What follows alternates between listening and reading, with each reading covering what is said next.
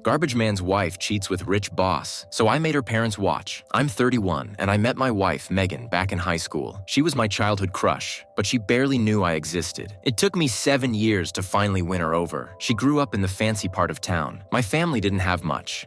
It was just my mom, my brother, and me. My dad took off before I was even born. I remember going to a friend's house once and seeing this huge flat-screen Sony TV. I couldn't believe it. I didn't even know people could be that rich. Since we were broke, my brother and I used to dig through the trash behind electronics stores, hoping to find something we could fix up and sell. We even got to know the guys who worked at the recycling center. After high school, I got a job dealing with industrial waste. It was dirty work, but it paid the bills. My mom always said, "Where there's a will, there's a way," and she was right. I worked that job for years and noticed more and more people wanted eco-friendly ways to get rid of their trash. My company didn't offer that kind of service, so I started doing it on my own. It took a while, but eventually I had my own crew, quit my old job, and started my own business. I was making more money than I ever had before, and I could finally take care of my family. So it felt like fate when Megan and I ran into each other again.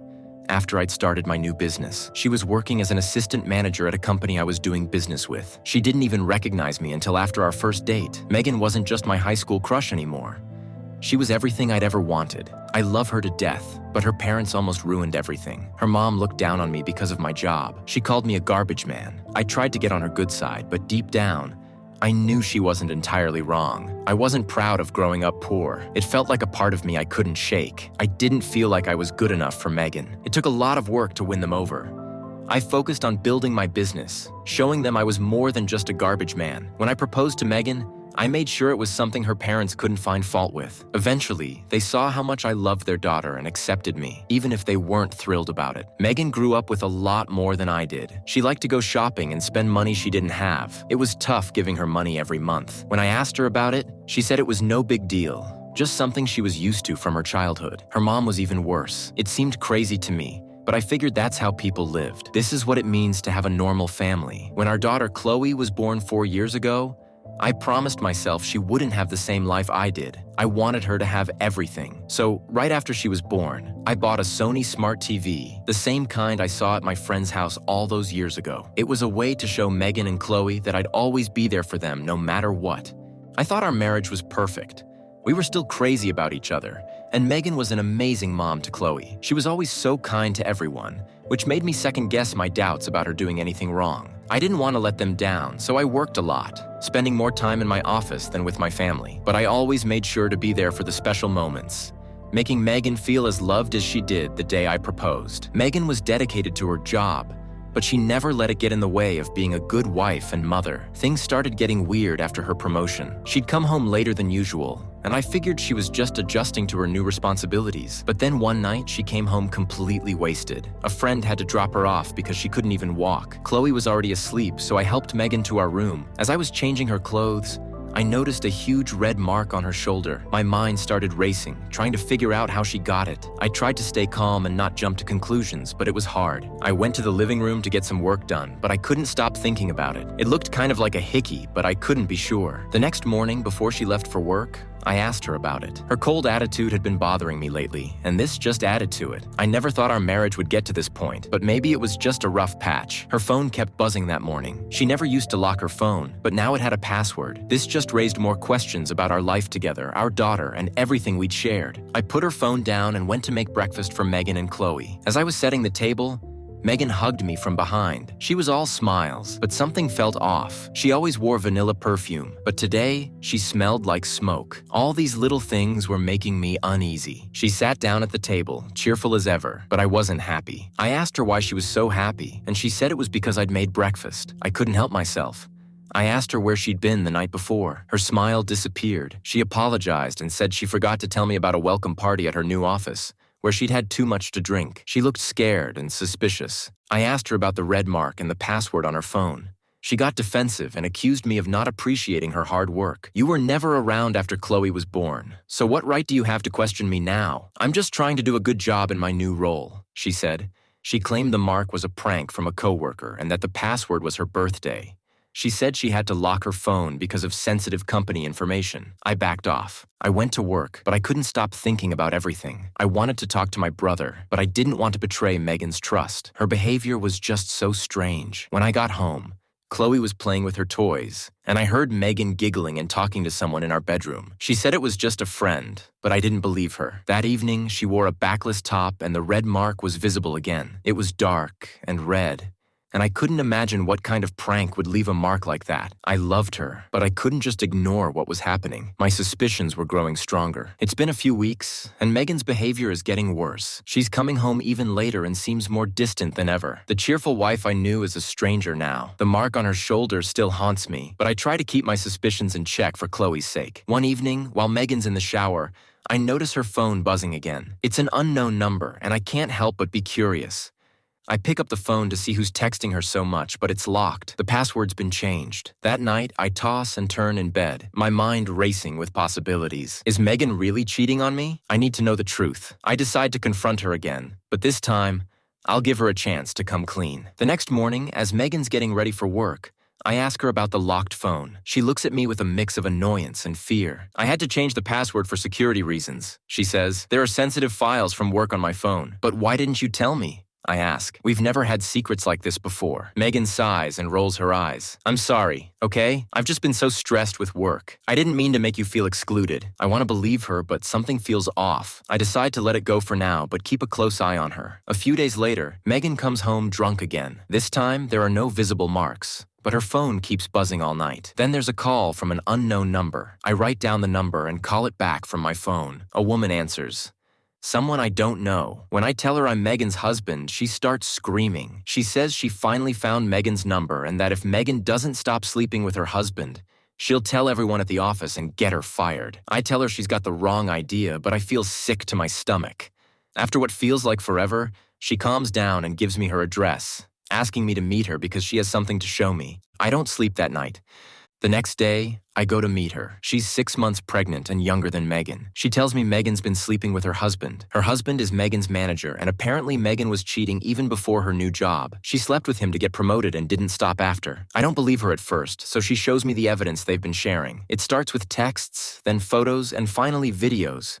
I wish I'd never seen them, but I can't look away. It's clearly them. She confronted her husband the night before, and that's why Megan was so worried. It's the worst moment of my life. I go home, my mind reeling. I need to confront Megan, but I also need to protect Chloe. I know divorce can be really damaging, so I decide to document everything to make sure I have a strong case if things get ugly. Over the next few weeks, I gather evidence, screenshots of texts and emails, secretly recorded conversations, and even a few photos. I hate doing this, but I need to protect myself and my daughter. That evening, I sit Megan down and give her one last chance to come clean. Megan, I know something's going on.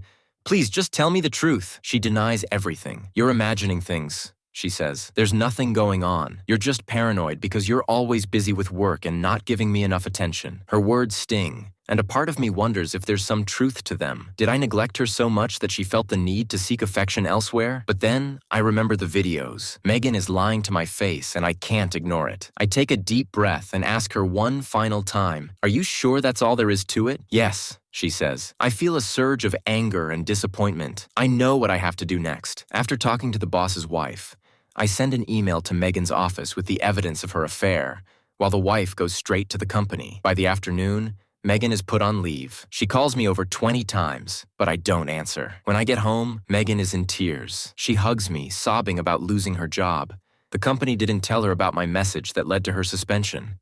I guess the manager's wife caused enough damage on her own. It's time for the final confrontation. Megan, stop lying. I know everything. She looks at me in disbelief, her eyes wide with panic. What are you talking about? She stammers. I know about the affair. I know you've been sleeping with your boss to get promoted, and even after that, I say, my voice steady but filled with the weight of betrayal. Megan's face goes pale, and she starts to protest. No, it's not what you think. But before she can continue, Chloe walks into the room. Megan tries to put on a brave face and rushes towards her. "Chloe, honey, Daddy is just upset right now. He doesn't mean what he's saying." I step between them, blocking Megan's path. "Don't pretend to care now, Megan.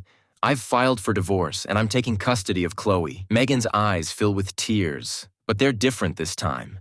They aren't tears of guilt or remorse. They're tears of fear. Fear of losing everything she had taken for granted. "Please, no," she cries. "I'm so sorry, I made a mistake. I love you, I love Chloe. Please don't do this." She falls to her knees, begging for forgiveness.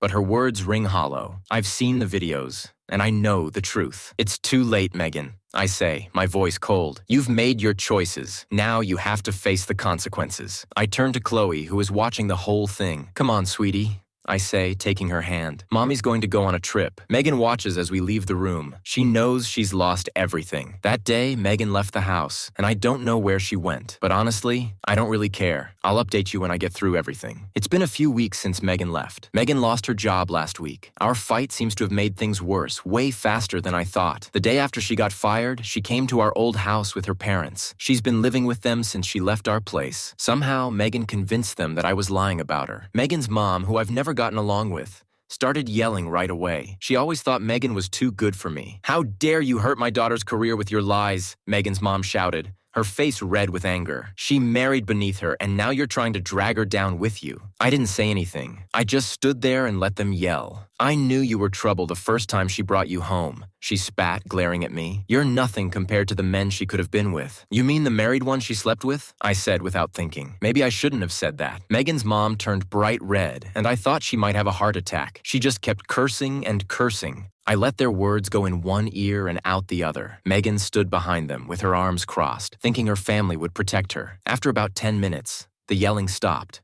I calmly walked over to the TV and played the video the manager's wife sent me. The room went silent as the video started. The only sounds were Megan and her lover. You can see everything in high definition, pixel by pixel. Her parents watched in horror as their daughter's affair played out on the screen. The smug look on Megan's face disappeared, replaced by shock and fear. "I am glad I bought this Sony. It's the best money I've ever spent." Her dad was the first to speak. He stood up slowly, looking pale. "We made a big mistake," he said quietly, turning to his wife, who was now crying. Everything fell apart. Megan tried to explain, but her words were lost in the shouting. Her parents, realizing they were wrong, didn't know what to do. The truth destroyed their trust in her. Even with all the drama, I didn't show them the other texts and things I had. The video is shocking, for sure.